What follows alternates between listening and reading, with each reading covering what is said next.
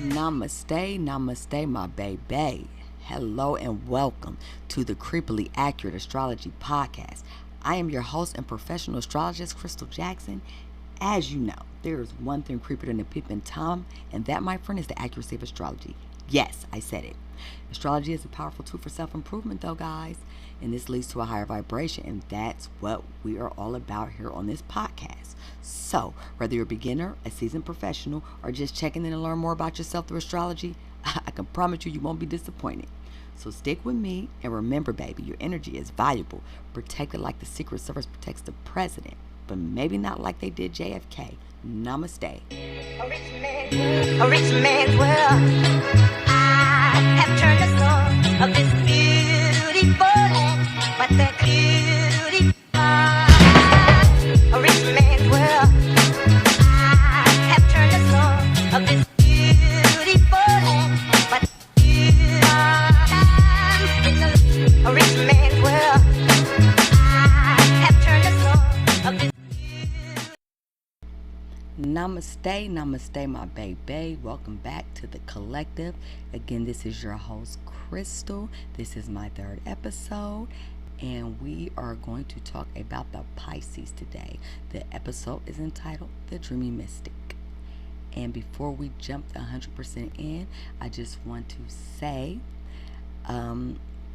I said that I was going to go from Cap and finish it off with Pisces. So I forgot that I did not start this series in Aries. I started it in Leo. So. I will complete this episode, and I'm going to continue this series, but it will be in between other episodes. There was something else I wanted to mention. I hope I remember it before it's over. Okay, anyways, enough of your time. So thank you for tuning in to the Creepily Accurate Astrology Podcast. And if you want to know more about the Pisces, if you are a Pisces, if you want to understand the Pisces, then tune on into this episode. Don't let me hold you up any longer. So, of course, the first part of this episode, we're going to talk about the symbolism, mythology, the astrological details, the elements, the modality, the planet ruler, the character traits, the sign and the house it rules. Then the next part, we're going to be talking about the decans. Then we're going to talk about the characteristics of the sun, the moon, and the rising. Then the compatibility and associations. Then we're going to talk about the Pisces and the cusp of all 12 houses. And I'm going to give you a few famous celebrities. So if y'all ready, say, I'm ready to love you. I like singing, don't know, but I can't sing. I love to sing.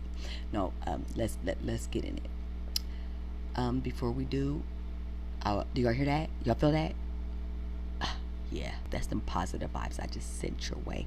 Catch that? That's me raising vibrations for the collective, okay? And myself, because I felt it. All right, let's get to it. So, the symbolism for Pisces is the two fish going in opposite directions, and this explains a Pisces to the T. Every Pisces I know. So it's kind of like they're connected by a cord, and what it does is symbolizes the duality of the Pisces nature. So it embodies both the spiritual and the material world, as well as the constant flow of emotions and intuitions, true for any Pisces. So it's like I want to be spiritual, I want to be in the material world, but I'm full of emotion too. They pretty deep and empathetic and compassionate, but then they got this other side to them, like. Ooh, they say Cancers are moody. Okay, the mythology, the Pisces is associated with the Greek myth of Aphrodite and Eros. So he transformed into a fish to escape the monster typhoon, and this myth represents the theme of love, escape, transformation that are central to this Pisces energy. Remember, love, escape, and transformation.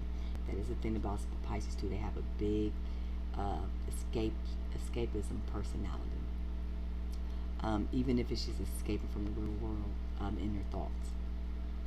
So details: the elements, water, which makes this sign very sensitive, compassionate, intuitive, kind of moody, up and down. Just from the water flows and the way both the fish go in different directions can give you that. Um, but it's a little different. The reason why it's a less balanced than Cancer is because the modality is mutable, which means it's adaptable. So it's kind of like it's always moving. Um, a Pisces knows how to move on and continue, and a Cancer likes to start, but it may not like to finish, and it may not be good at adapting and moving on, but it's good at starting things, and that's the opposite for the Pisces. So the Pisces is ruled by Neptune and Jupiter. The traditional ruler is Jupiter. Now, when I first started learning astrology, I did not deal with the traditional rulers. I just did the modern ones: Neptune, Uranus, and Pluto. But what makes sense to me, because I interpreted my chart with both planets and a lot of other people's with both planets, is to, if you don't know which one to choose, just do them both. Now, I'm okay with the Neptune and everything because this is how I was taught, and it's a good interpretation. It adds extra sauce. But these are outer planets, and they don't move much. You're not going to see Neptune again, probably. I believe Neptune comes back around at 184, your birthday, or is that Pluto? No, Pluto's the farthest. Well, I don't know. Can't remember. I cannot remember right now which one. I believe it's Pluto. Is either way it go. A lot of people don't see Neptune nor Pluto again. So these outer planets, they affect the collective more like. They affect your birth chart when it's aspected to planets and stuff in your chart, personal, social planets, or whatever. Jupiter will probably give you a more thorough interpretation because Jupiter is involved. Social planets is in your chart. So, boom, there you have it. So the traits of a Pisces. They're known for their compassion, empathy. They have a deep connection to the emotional, emotional and spiritual realm. Emotional. I'm staying there. I mean, every Pisces I know, man. They're intuitive, imaginative, and they often have a strong artistic, creative streak. Now, Pisces they're highly adaptable, and they can easily navigate the complexities of human emotions. Man, yeah, I don't know. It depends. Man, I've seen some Pisces fall apart, flip all the way out for almost nothing. I love every sign now. But like I said, some signs it's kind of hard for me to deal with. I would say it used to be hard for me to deal with. And Pisces was one of those. It was Pisces and Virgos.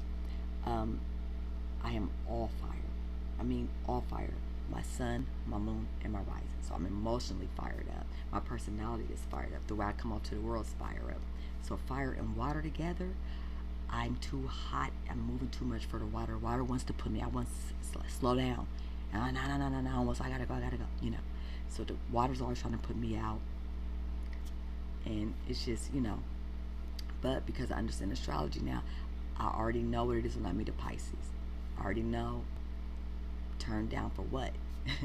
But I had this co-worker I worked with. She was a Pisces, and sometimes I'll come around, she would just get anxious. Like, I can see it. Like, it's so weird now that I'm aware. I used to I'd be like, I'm making you anxious. I say, listen, I know that you're a Pisces. I explain that to her. I understand you're probably not good at articulating how you feel. I get it. So because I know this, I understand that I'm too much for you sometimes. So I will try my best not to invade your space. I won't have to come up to you, talk to you. When I come around and I sense that, I'm not mad at you. I'm not being funny. I'm giving you your space because I understand who you are. So kind of on that level. That is the beauty in understanding astrology. You can deal with people because you know who they are. Also because you know who you are, because you know who they are, and you're okay with it. You understand that this is who this person is. All right, so Pisces rules the 12th house. Now, Pisces may not have been my favorite sign, but their house is. Now, don't get me wrong, I'm not saying I hate Pisces or anything. I'm saying that is a sign that was hard for me to get along with. And I'm going to step out the window and say, with the Virgo and the Pisces, when I think about it, but both of these were exes that gave me this interpretation of them. I'm way more mature. I know way better than that. But this relationship was only like a few years ago. Okay, it's like if it wasn't really for me getting into astrology, every Virgo I see I would run. Woo! I don't even want to get into that. Let's just move past that. But either way, I respect all signs. I do. So, Pisces rules the 12th house, and this governs your subconscious dreams, hidden aspects of life. It's associated with spirituality, karma, collective unconsciousness, institutions, hidden enemies. It kind of gives Pisces energy a deep introspective and connection to the mystical world. Decans. The first decan is ruled by Neptune, which it doubles down on that Pisces energy. It's deep intuition, spirituality, and connection to the divine. And that will be between the 19th and the 29th. And my aunt's birthday, my mom's only sister, birthday's April 19th. Or it might be the 20th. Do not tell her. Every year I forget if it's the 19th or 20th, and I'm not asking her. I'm just gonna go with the flow. Just see it on Facebook or something. Okay. Oh, sorry. Okay, so the second decans is from the 1st of March to the 10th. And this is ruled by the moon. So, imagine that. So you have the Pisces that's already like, then you have the moon. Very emotional, very intuitive. So this brings emotional sensitivity, nurturing, very strong nurturing qualities, and a very strong imagination. And you know, real quick, you know, I said that when things you don't like, it's because things about yourself. I forgot to mention that I do have a lot of Pisces energy in my chart. I really do. In the houses that are strong in my chart, as a matter of fact. And then you have the third decans between March 11th and March the 20th. And my youngest son is born on March the 20th. Now, this is kind of tricky for me because if I look into the ephemeris, it says that his sun was in Aries. So technically, he would be Aries. But some say Pisces. Now, whenever you have it on a cusp like that, you can always look in the ephemeris and see exactly what time the sun was. The sun was in one of these signs, and it'll tell you if they actually Pisces, Aries, or whatever sign you're in, whatever cusp is on. So this is ruled by Pluto, and it's Pluto adds intensity, transformation, a powerful connection to the mysterious life. Believe that. It's not missing anything. It's going to go deep digging. Imagine Judge Judy already with her personality, and then add a Pisces to it. Whenever I think of what is a Scorpio like, Judge Judy, that's a Scorpio to the T. I mean, she digs deep. She's a true finder. Everything that screams Scorpio is Judge Judy. All right. Characteristics between the sun, the moon, the rising. So if your sun is in Pisces, that's your zodiac sign. It means your sun was in Pisces at the time you were born. If it's the moon, that means your moon was in Pisces at the time you were born. If it is the rising, that means the sun was rising above your head at the time you were born. Your zodiac sign has nothing to do with what your moon or your rising is. It is the time you were born. Actually, the rising sign has more to do with your chart setup than anything else, other than your time. So we kind of talked about the sun in Pisces. It makes you empathetic, compassionate, strong sense of empathy. Dreamers, visionaries. They're often like drawn to creative, spiritual pursuits, sensitive, highly intuitive, and also prone to escapism, especially if they become overwhelmed by reality. Moon Pisces. This is your emotions. This is who you are. This is the you that only the people close to you get to know. So this person is deeply sensitive, intuitive, can probably feel the emotions of other people, very compassionate caregivers, may struggle with setting boundaries, and could be like overwhelmed easily. Their mother was probably addict. prone to escapism, was um, unemotional, or there was no emotional attachment there.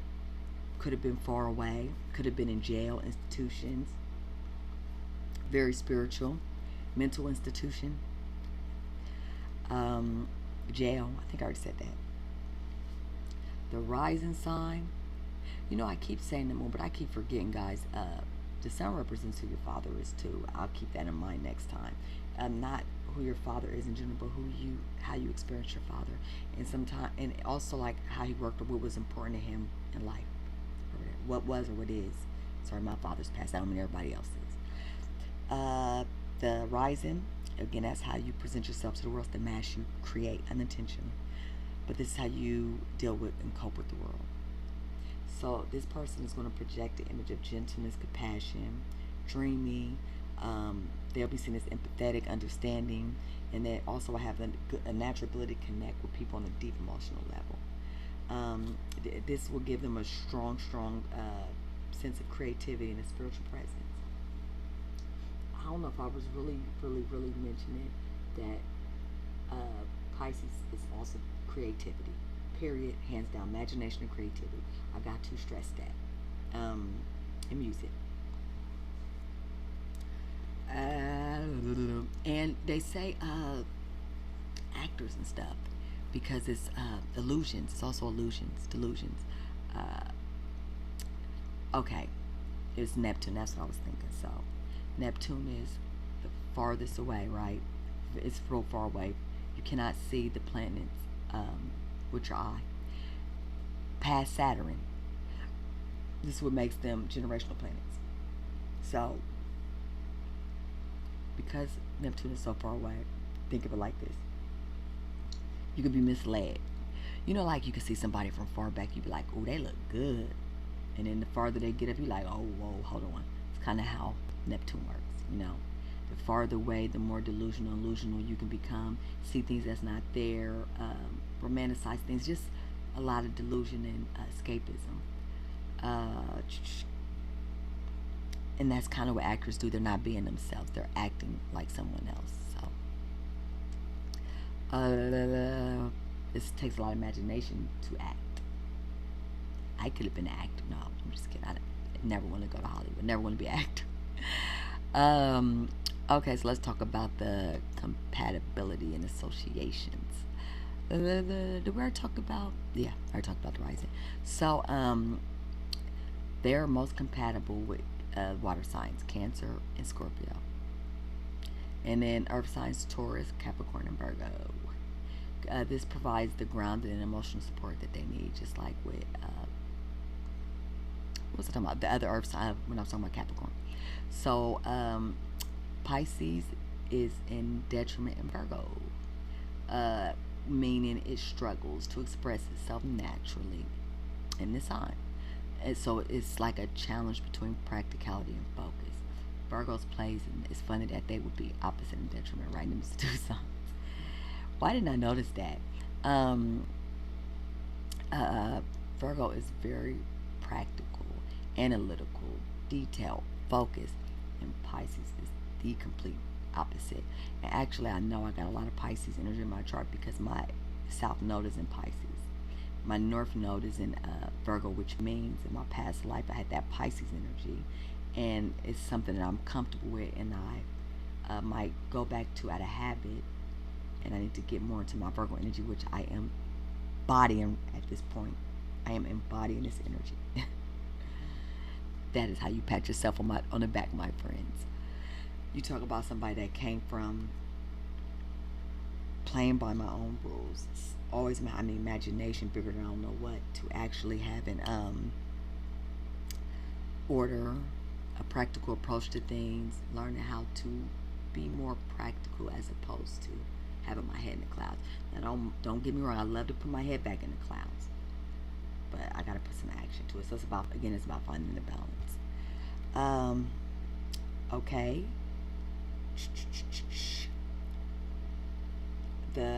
And the reason why I'm saying there's these signs is detriment, because it's really just the opposition. Pisces cannot go into the Virgo. Signs can't go into signs. Planets go into signs. So I think I'm just going to stop saying detriment because I might confuse y'all.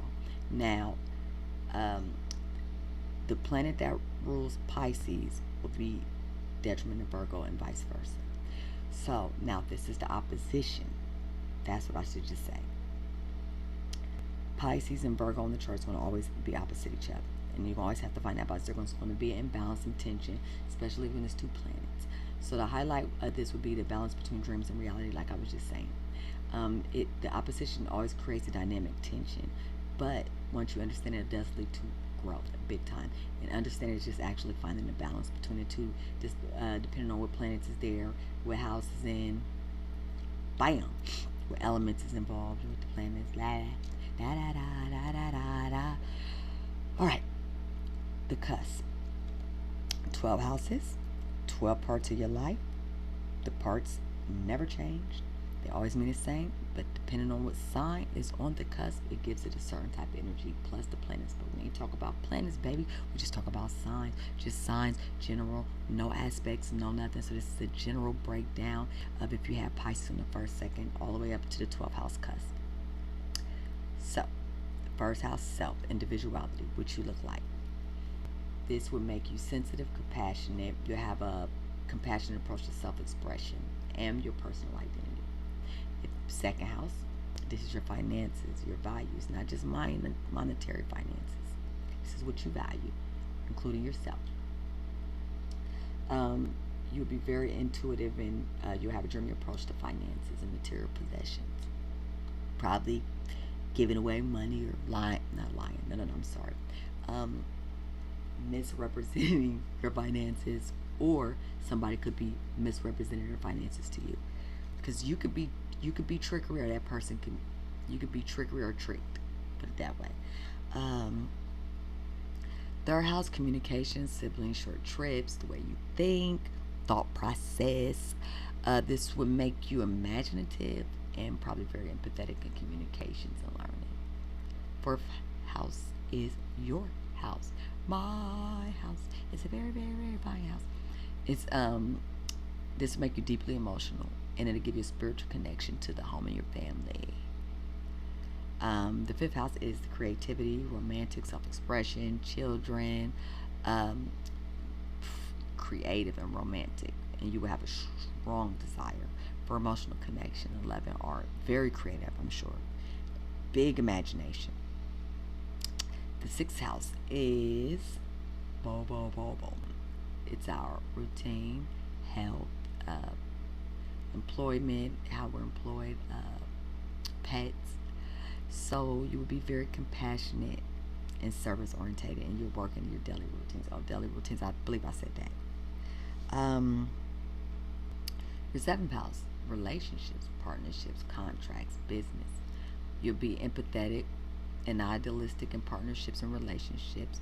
And 9 times out of 10, you will want or you will need somebody with Pisces characteristics in order to stay interested in a relationship. But then again, might be the same things you despise. But the bottom line is you're going to have to embody that energy in order to balance out and respect the energy is and respect it when you sense it in the relationship, because that's what you're going to need to stay in it. Eighth house, this is psyche, rebirth, transformation, share resources, loans. I believe I know it's more, but it's a deeper connection, very intimate, deep. Just make you deeply intuitive and transformative. Because it's the house of transformation, and you especially be transformative in the matter of intimate issues and share resources.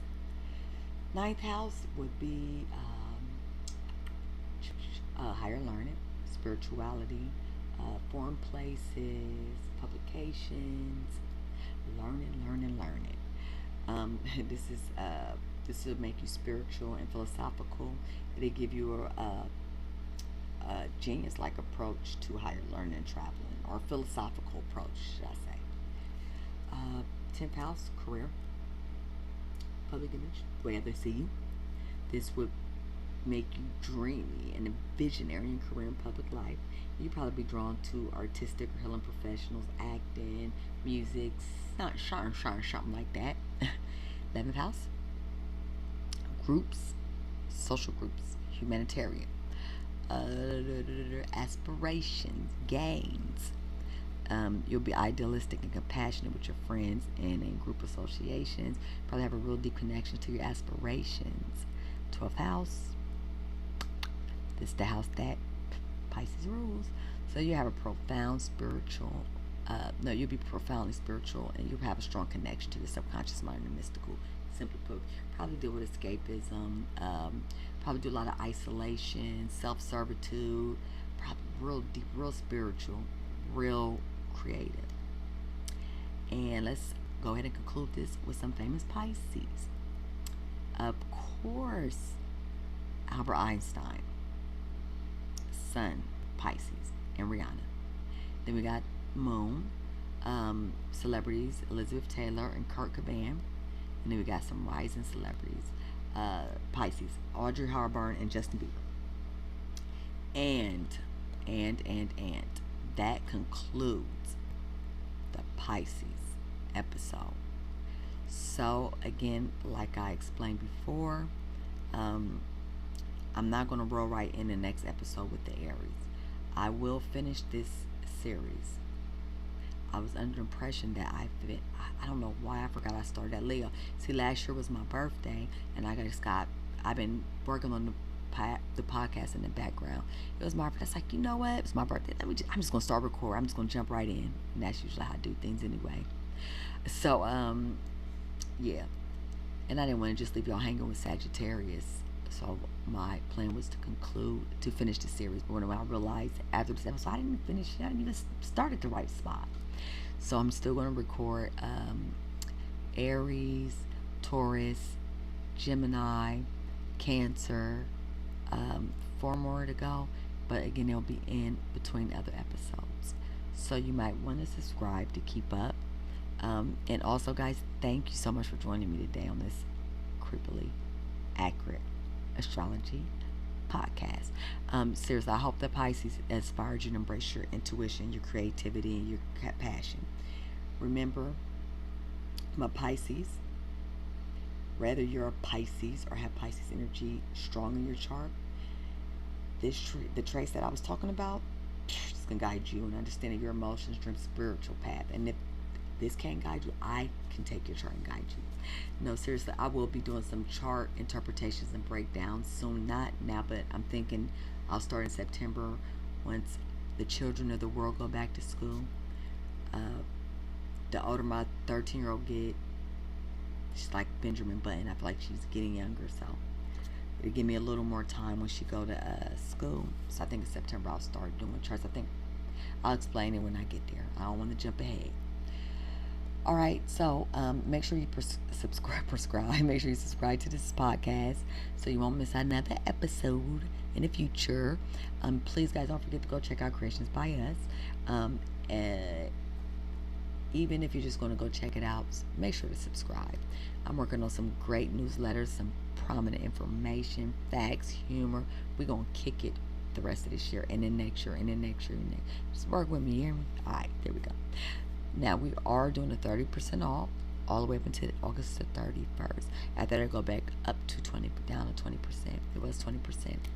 I'm making some great jewelry, beautiful stuff for back to school, for the children. I'll be letting that out. Me and my daughter's been working on this line. So even if you don't want to buy nothing off of me, you got to support the baby, the big baby. No, for real, go ahead and check me out and subscribe. And for your weekly dose of inspiration, Mondays is no longer what they used to be, baby. Once you head into that podcast vibes me elevation, your Monday morning's gonna be like a cup of joe without the cup of joe. All right, guys, seriously, I'm gonna conclude it. And remember, guys, protect your energy like the Secret Service protect the president, but not John F. Kennedy. And the best way to protect your energy, especially at this moment, head on over to my website. I made about to protect your energy. Everything I do is made with intention. Anything I'm doing is trying to protect. Anything I'm doing is protecting energy. Whatever I'm doing wherever I'm at, whatever platform I'm on. The mission remains the same, and that's to raise vibrations collectively. So, namaste, guys. Stay positive. Stay in tune. And thank you again for your time and energy. I know your time is expensive, very valuable. Stay connected until next time. Keep shining and elevating your vibes. Namaste. No, namaste. And stay tuned for the next episode. I'm going to be honest, I got a few episodes outlined out. I don't know what I'm going to do next. So if you want to know, you just got to either subscribe or stay tuned. Namaste, my baby. I'm sorry, guys. I just remembered what I wanted to say. So if you have been following me from the beginning, or if you caught a few of my episodes, I did write a zodiac rap. And every episode I would say a little bit of it, and I promised you guys I was going to get it finished. I promise you. I know I said this before. It is done. I'm loving it. It's been done. I just need a nice beat. I'm not executing this without that beat. So once I get that beat, I'm about to shut down the whole rap game. No, I'm just kidding. I ain't trying to shut down the rap game. But I'm going to upload it up on my intro. We're going to have some nice laughs about it. Okay. I'm sorry. I'm out now. Yeah. Uh-huh. Yeah. Uh-huh. Yeah. Uh-huh. Yeah. Uh-huh. I pull up to the club looking fresh always. Ladies tryna cop my style, no way. Gonna keep riding like it's my damn day. I'ma do right, I'ma do it my way. I got the swag, I got the bills, I got the thoughts online, and look to kill. Pull up to the crib and it's fresh always. Bitches try to steal my shit.